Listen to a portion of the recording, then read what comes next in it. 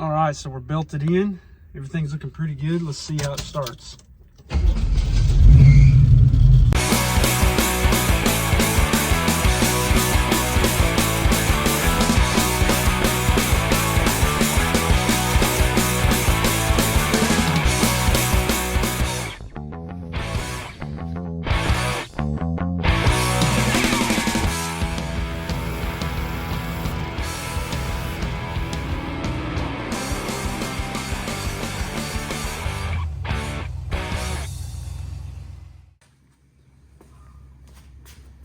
So today on the old international, psych, we're not doing any of the international stuff today. We got our transmission back for this car from Rick last night, and it's time to get jamming. He completely rebuilt this turbo 350. As you saw earlier, I used the case from that old 73 K5 and used the output shaft and all the other stuff from the original transmission of this car. I had a problem. I couldn't find a converter around here locally that didn't have to be ordered and wait. So luckily, this is why you have friends, man, good friends. I got a hold of Adam and I was telling him I was looking for a converter. And he goes, well, my buddy Hayden bought one they got like a Buick Regal. It's got a 434 or whatever. They ordered a converter and it was too small, too tight. So they just ran it, took it back out, put another one in it. They still had that converter on the shelf. So it's in there. And what's crazy, it's a 10-inch converter, but it's an 18 to 2500 stall speed. So I've never seen anything quite like that. So I got that in there. It's good to go. It's like brand new. Thank you guys. I appreciate that so much. And we got that installed last night. I got the shift arm on. And now what we have to do is take that trans cross member out, and then we're going to get the back of the car jacked up, and then we're going to roll this under and get it in, because we have 8 days. Next Wednesday is when we roll out to go to Arizona. This car really, I haven't driven it further than about a mile down the road when the original transmission went out. So yeah, it's a little stressful, but I got faith in it. I think it's gonna work out pretty good, as long as this engine, you know, that's the only thing that's in the back of my mind, is I still not that comfortable with this Blueprint 350, you know, but we're gonna find out. And we're gonna see if it's gonna work. But right now, let's get after it. We got a lot of work to do. So.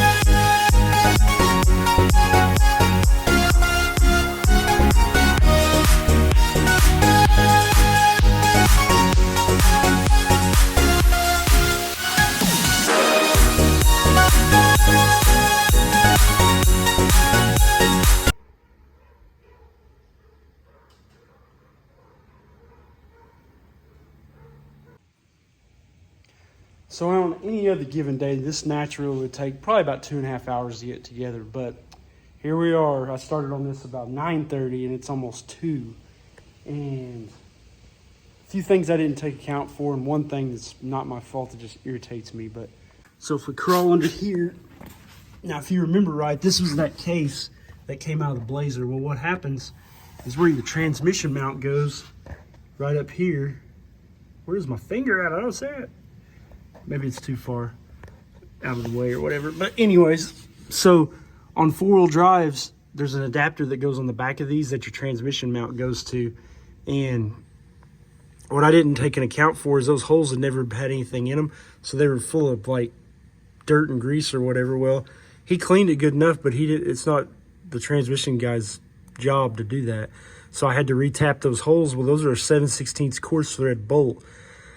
I searched for an hour through everything I had, and I had 3 extra bolts, and that case that was on that Turbo 350C, the lockup one, those were metric bolts, so none of the bolts I had would fit this, so I had to get a different mount, and I had one, and change it over to the standard thread. Now the next issue is that this converter takes these 7/16 20 bolts. Well, I got the other two in, but this one here, it's like they put something in it and the hole's mushroomed.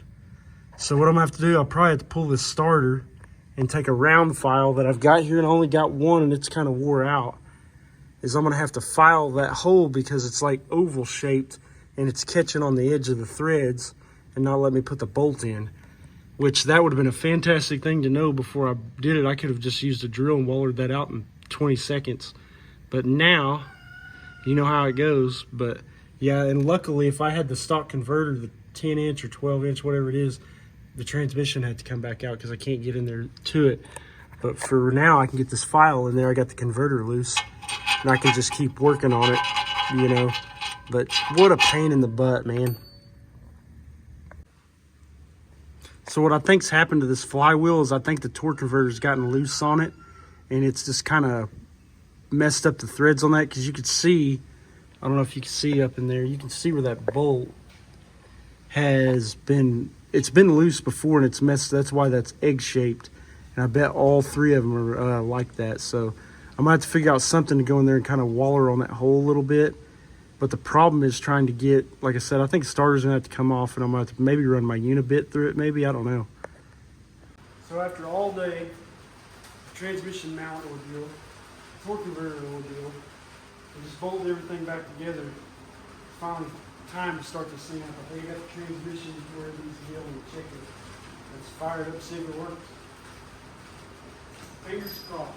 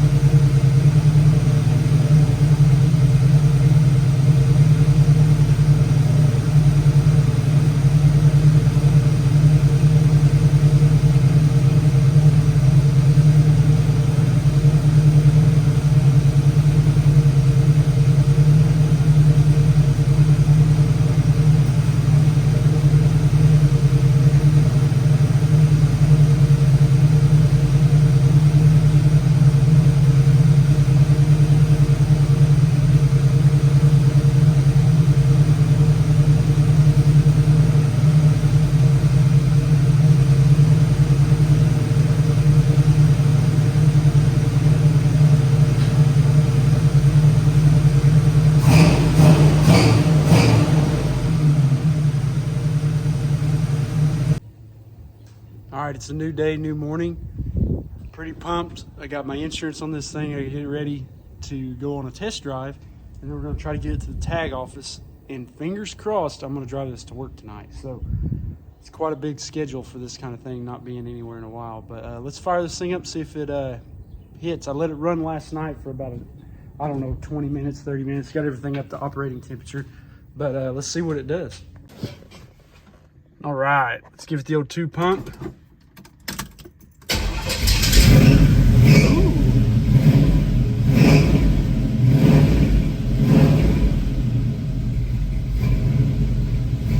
Not bad at all. Amazes me how low this car sits, man. used to seeing it up on the jack stands all the time. This thing sits low. Let's see if it'll drive out.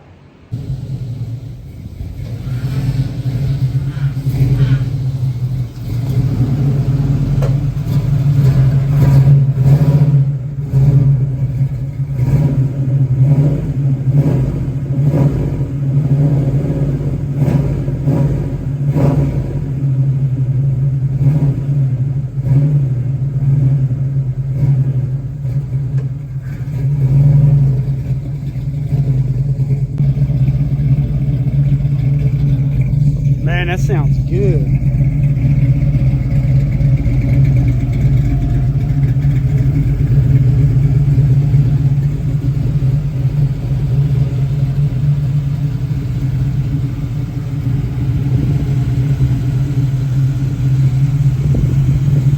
How long before you think that old hood will fly off the top?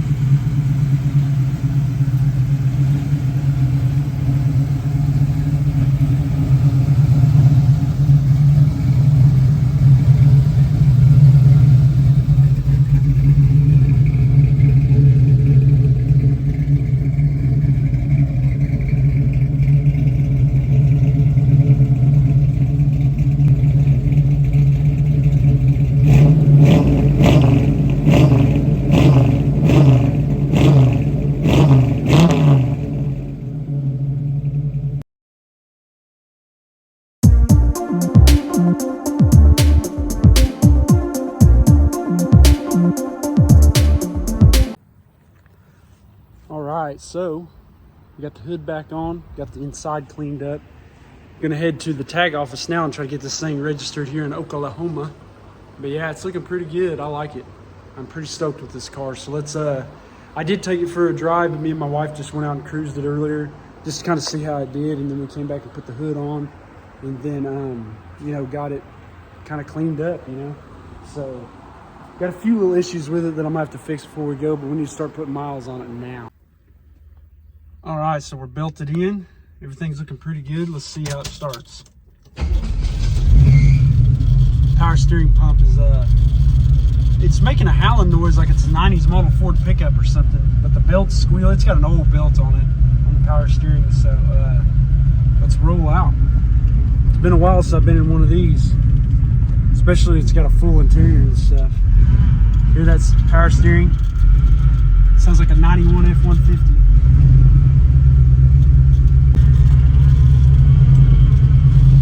Smooth though, not bad. I like the way this car sounds. It's noisy.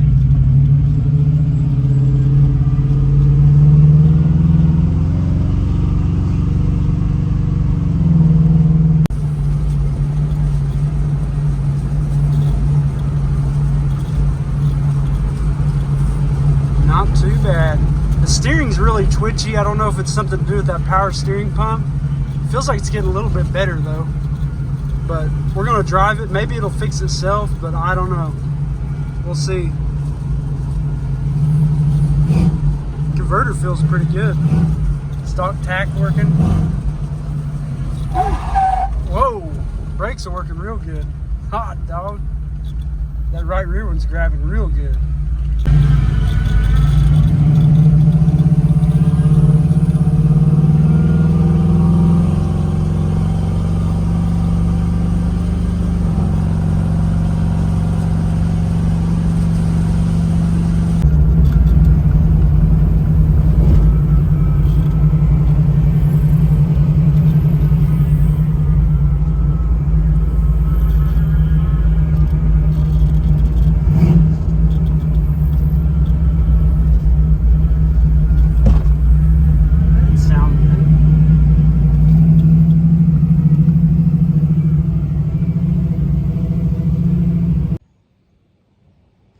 Good morning, guys. So, took the car out yesterday, went to town. I'm telling you guys, this is a good car, man. Engine runs fine, transmission shifts good. Power steering pump, like I said, it's got that howling noise that needs to be changed. Gas gauge isn't working. I should have put a new sending unit in and I didn't. And also, the car needs shocks on it like really, really bad. So like, but that's not the biggest problem. The other problem is, and it's some of the previous owner's fault, but it's also my fault because I've done this for years, buying and wheeling, dealing with cars, is if I have one thing to tell you guys is as soon as you buy something that you know you're gonna put a little bit of money and time into, is go to the tag office and get the thing put in your name. Don't let it, you know, sit and wait till the last minute, wait till you got a trip planned to Arizona and all that stuff, because I got some bad news, guys. This car ain't going anywhere for a little while. And that's irritating because I've put in a ton of work this last few months and stuff, you know, going with all this stuff. Like, a few little things and this car is solid and ready to go. But this car hasn't been registered in 20 years, and since 2002, I believe. And that stuff should have been taken care of because this is still registered as a Texas vehicle. It should have been kind of taken care of before I bought it, you know? And that's the problem, is like, I'm pretty good. I've been wheeling and dealing with these cars since I was a teenager, but I wanted this car so bad that I overlooked a few things, and and the price was right. I have I'm not mad at anybody. It just comes down to, like, I wanted it, you know, and that's where sometimes, you know, when you want something bad enough, you'll go, and I'm not even mad. Like, I'm fine. I don't have any plans of selling this. This is something I'm planning on, and I said that with a few other things, but I'm planning on holding on to this. So, like, it could sit here for another year. I like having it. I want it. It's my car, you know. However, I've got to get the paperwork and the registration straightened out on this car. So if I had anything to tell you guys, is as soon as you buy something and you know you're gonna put some time into it and all that stuff, get all your paperwork straightened out, you know, which should be a no-brainer. But when you're like buying and selling cars and all that stuff, a lot of times, and like I said, I've done it a bunch, is I don't put it in, you know what I mean? Because I'm very conservative. I'm not into wasting money. And you're trying to do it to make profit and everything. So like, you're gonna cut a few corners and everything, and that's what happens, you know. So yes, this car's not gonna make it to Arizona, so we've got a whole new debacle on our hands. And it is now Saturday. We're gonna leave at 10 a.m. Wednesday. What are we gonna do? I'm gonna show you what we're gonna do. Have a look. So, we're gonna look at Old Faithful right here. This car has a problem with the clutches getting pretty wore on it, man. And I have to say, since I've put this car together, I LS swapped it in 2017. I have done nothing besides oil changes and a few belts and this, that, and the other. I've done nothing to it. Well, the clutch, and this is where I don't like hydraulic clutches, is they have shims or spacers in there to do the clutch adjustment, where the old 4-speeds in these old cars, you just made an adjustment on the rod, on the Z-bar, and you can get the life out of the clutch. Not the case with these. The transmission has to come out and you've got to remeasure everything. So I'm going to, because I pushed everything to the last minute, I'm getting this thing jacked up, and my plan is I got to have the transmission out of it before I get to work. And we're going to go down, we're just going to buy, and I'm pretty sure it's 11-inch, 26 spline, you know, standard clutch like you would have in those, because that's kind of the way they've designed these transmissions, is to slide right in on a 621 style bell housing, where a Super T10 or a Muncie would have fit. But a 26 spline is Borg Warner's like T10 style input staff. Most of those Muncies are like a 10 spline. But anyways, I'm going in a different direction on that. So I'm just going to put a standard clutch in it. I've got to change the engine oil. I've got to check the rear diff fluid, because I haven't checked that in a long time. And we're just going to take this. So this is my plan B. And if this doesn't work, something else happens, if I can talk Brandon into calling, we may just dust extra Old Faithful off and take the motor home and just make a fun time out of it. We're going to burn a lot of gas, but who cares? So we had our plan A, plan B, plan C. So we better get to work.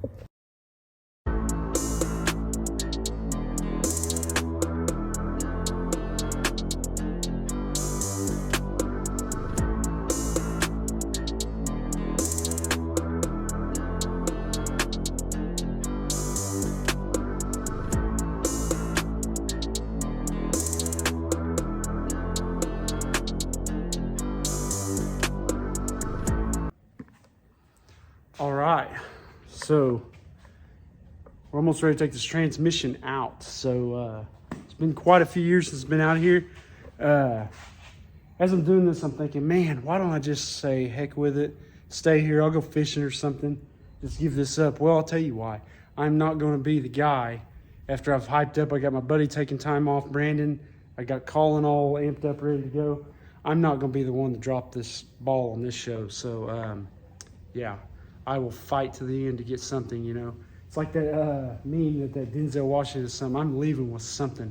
I'm going to Arizona. So that's I don't know why I can't give up, but and it just irritates me. I can't use this because this thing's ready to go aside from a few things. But let's go ahead and slip this transmission out, and then we'll start. Get the bell housing, get the clutch off of it.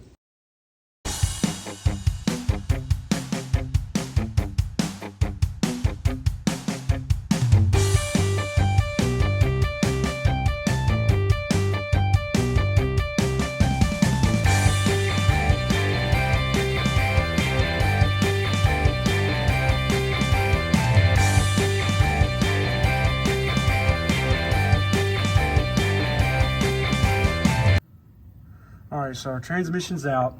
There's the Silver Sport throwout bearing, which has worked really, really well since I put it in. And you can see my numbers from when I zeroed out this bell housing. Now, you got to be asking yourself, what does that mean? Well, on a Tremec transmission, the input shaft to the transmission has to be as close to the exact center of the crankshaft as possible. Now, on your old Super T10s, your Muncies, and all of that, you had a lot of slop in that input bearing and stuff, but Tremec, they go over and over and over how you have to zero the bell out because these bell housings, and this is an LS engine that wasn't designed to have a stick on it, so the stuff needs to be zeroed in. So what you have to do is you have to take and do a measurement on the flywheel, and you got to check the run out of the bell housing and make sure, see how far it is. Well, you can see I had some numbers like 7 thousandths, but I want to say this thing was almost as far as 14 thousandths out of to the 1 o'clock or 2 o'clock position. So what you got to do is you got to buy offset dowels that go in the block, and they have adjustments to move the bell housing whichever way gets it in line. So what, like, it was moved too far up to the 2 o'clock position, so what I had to do is adjust those dowels to bring it back, you know, in position, then retest it again and get it within, I think it's 6 to 8 thousandths close to the center line of the crank, if that makes sense. I got it zeroed in. You could put it together and not do that. You're going to ruin your $3,000 transmission, you know, if you don't do it. And it's not going to shift right. Like, and I'm very particular about, I like these things to shift good. I'm just into manual transmissions. I'm into setting it up right. So what we need to do next is we're going to pull this off, and I pray that these offset dowels haven't come loose inside the block, because if they come out and I lose the orientation, I've got to re-zero this bell housing all back again. All right, here's our clutch disc. We are almost down to the pins where they're going to start digging in the pressure plate. So I would say this bad boy is about 3/4 the way shot. And then, yeah, I mean, it's time for a new one. So throw that disc right there, and then we got a few little hot spots, not bad. And then our flywheel, that light's got some shadow. It's got a little bit of hot spottage on it. All right, so I got a clutch kit. Got the O'Reilly's Power Torque heavy duty 11-inch 26 spline clutch, like you'd have in like a, you know, 79 Firebird, you know, 6.6 or something like that. The problem I'm running into is the flywheel. So usually on these LSs and small block Chevys, you buy a 99 through 06 4.8 6.0 flywheel. Well, this car with the throwout bearing and all the adjustments having to be just right, and then having these spacers, I need to stay as close within tolerance of what it was so I can go back and I don't have to get any like custom shims made or get into that debacle. So this is a center force flywheel, and the 99 through 06 flywheel is about that. It's almost a 1/4 of an inch taller than this one, so that's going to throw all the clutch adjustment and all the alignment out of whack. So what I've decided to do, and I've called everybody I know, it's Sunday right now, We got Monday, Tuesday, we leave 10 a.m. Wednesday. I can't find anybody around here to surface this thing. So I've done this before. I'm going to show you guys what I've done. And it's worked, but it's not ideal, but it's what we got to work with. I've got this orbital sander here. And what I'm going to do is I'm just going to go over, because I've inspected this thing. I don't see any cracks in it. And we got the clutch changed before it started digging the rivets in the flywheel. So really, I think I can go over this thing and knock all this down, and we'll put a new surface on it. So, I mean, it's not ideal, but I can't, this flywheel, I can't get one in time for us to leave and go to Arizona. So I'm kind of up against it. And then, like I said, this is Sunday. We're at 1 o'clock p.m. I got to go to work at 3. We've got tomorrow and Tuesday. On the front of the transmission here, I'll have to adjust it and put the bearing on and compress it, get a measurement there, and then I'll have to get one from the, with the clutch installed on the bell housing. We have to have between 1/4 and 3/8 of an air gap on this thing for this to work right. That's why I didn't go with that other flywheel and everything, because I'm afraid that I've got two. This one does the spacers, and I'm pretty sure I could just put it back together and work. But if I'm out of tolerance, it will ruin that bearing. And we're getting ready to drive. The last time we did this, we drove about 2,500 miles or so. So it's got to be good enough to work. You have got to be shitting me. As soon as I started, the whole puck and everything broke out of my sander.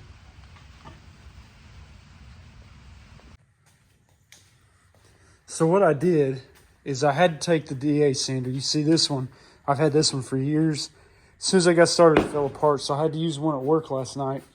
And this is the best I can make this thing do now. Does it need replaced? Absolutely. Do I like doing it like this? Not really. But the thing is, I've done it before and it's worked. But what I did is I started with 120 and it really wasn't doing anything. So I went down to 60 grit on one of those little kind of sanders like that. And it worked pretty good. But I couldn't get everything out of it. You can see it's got a few little spots here and there. But I think for the most part, I used about 80 grit and then I finished it up with some 100. It seemed like it gave it the best kind of finish, but it's a fly. I mean, you can see this thing's not even, it's not flat.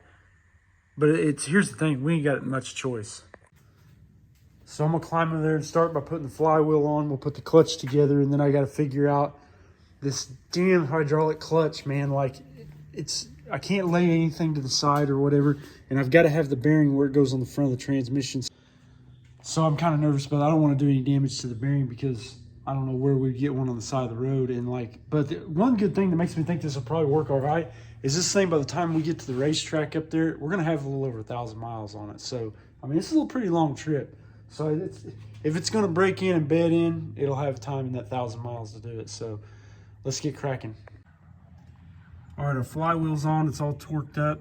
But one thing you want to do is you want to just tighten these up in that sequence nice and slow. Don't just over tighten that one, because this thing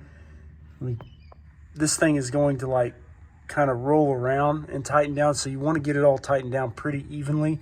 I've already did that. We just got to do the torque specs now.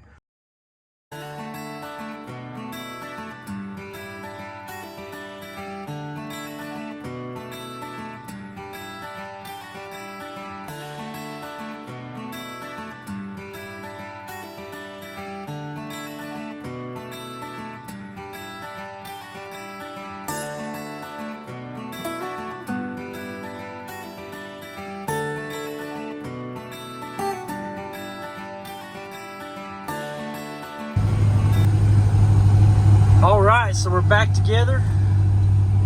It's around this corner. I cannot believe I've been driving this car with that clutch the way it was. Just garbage, man. Shifts like butter.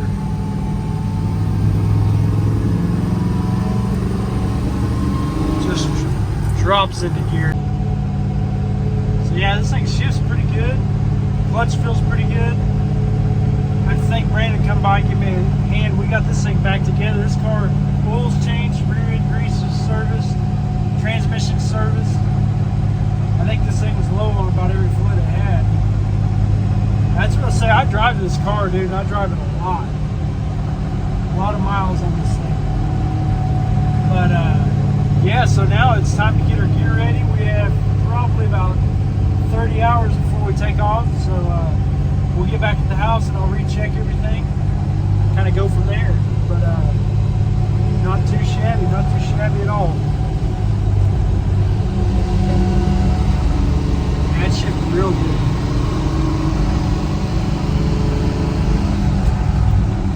Not bad. So as always, guys, thank you for watching. In our next video, we will be headed out. Thank you.